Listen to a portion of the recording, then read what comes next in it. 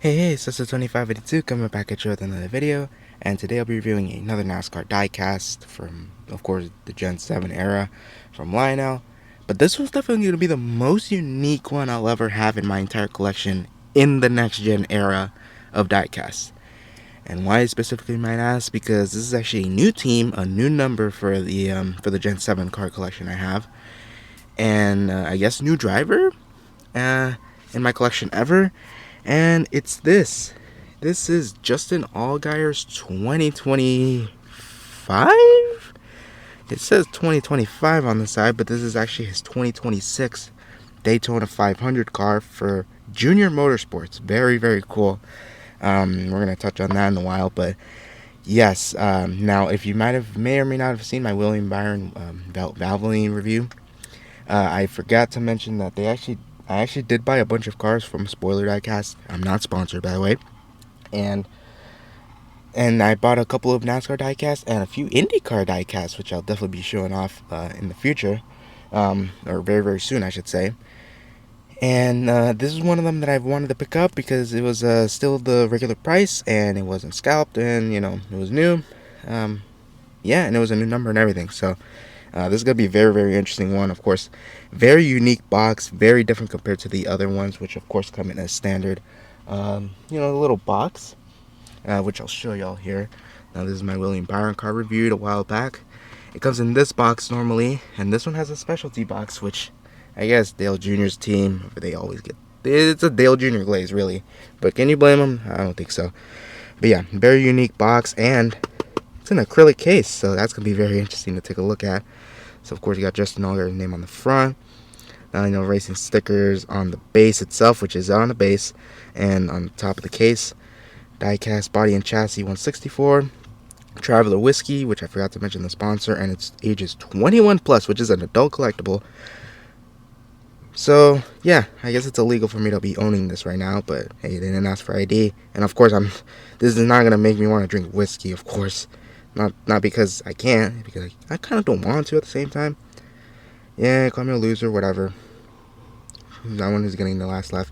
Anyways, yeah, I don't know why they misprinted 2025 on there. It's 2026 car.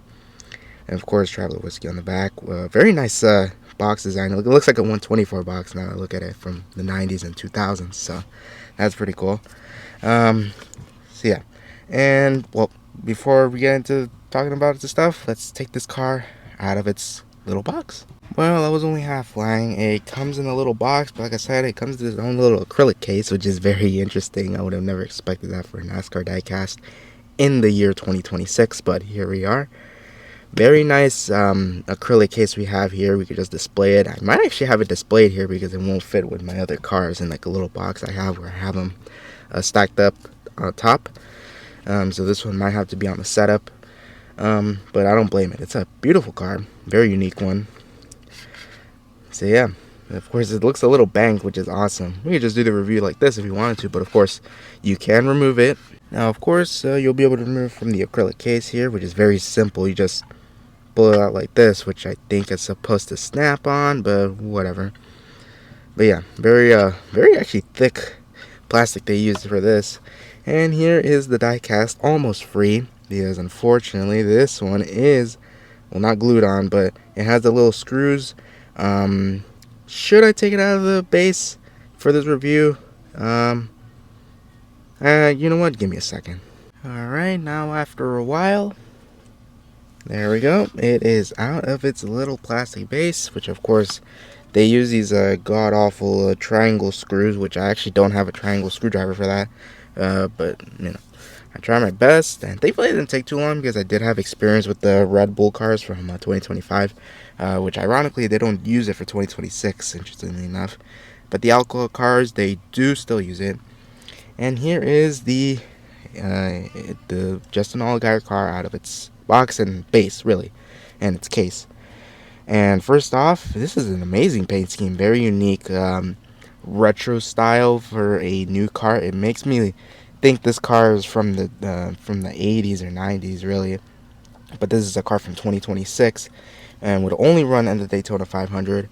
Of course, Junior Motorsports actually doesn't have a charter to run the whole season, so That's why they only qualify for the Daytona 500. Which Justin Allgaier was kind of running up front at one point of the race, and then unfortunately got spun out and tried to do a kind of stupid move, and unfortunately collected Connor Zillage and a bunch of other people too. But whatever. But this is a unique car. Very happy to have it. Unfortunately, I technically can't own it, but here we go. Let's take a look at the finer details here. Huge sponsor on the front. We got Traveler Whiskey, and it says blend number 40. Look at that, number 40, of course, which is a car number. 90 proof. It says 358 CL or CI, excuse me. It's supposed to stand for cubic inches. I'm not sure if that's actually what the car actually is, or if they're just doing that for styles. But that's fun. Now, of course, they're going really retro because they actually put a bunch of their side sponsors or their minor sponsors on the front and also on where the contingencies would usually go. Very interesting. It actually doesn't look bad at all, but of course I also do like when cars do look kind of clean, because clean cars can actually it could be done very well.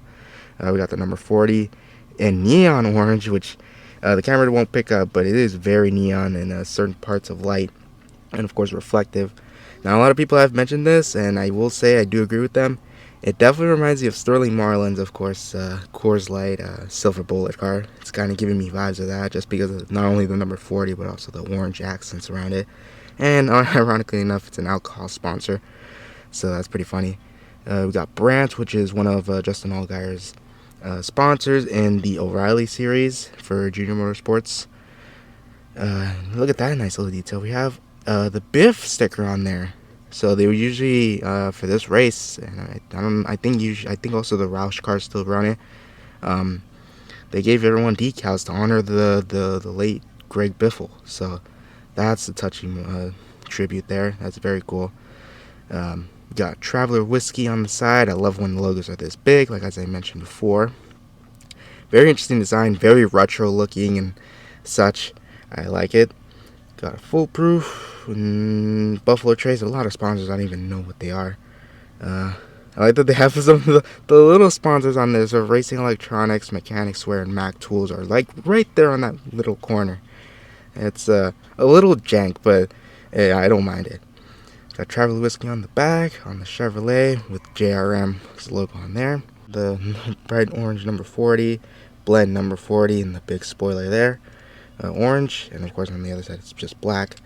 Got Junior Motorsports logo on the deck lid, Chevrolet on the windshield banner, or the rear windshield.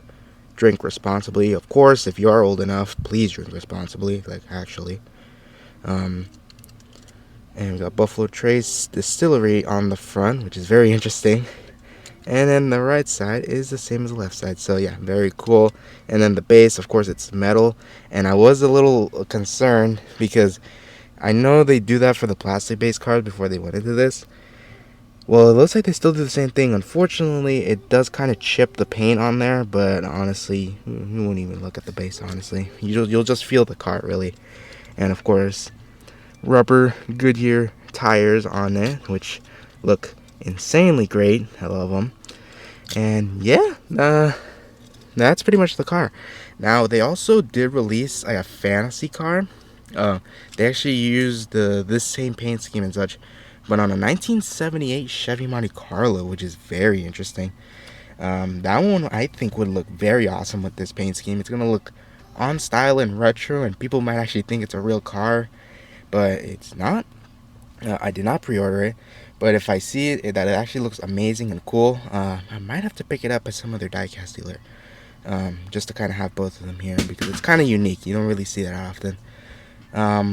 But yeah, unfortunately I did not get Justin Allgaier's 2025 car, which I believe also came in a plastic base like this.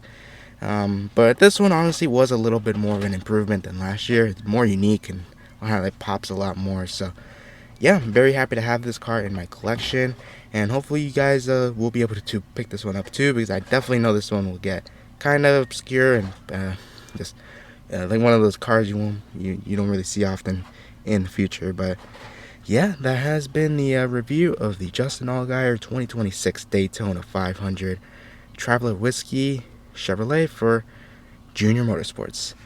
So if you enjoyed the video, please give it a like, subscribe, and I'll see you next time.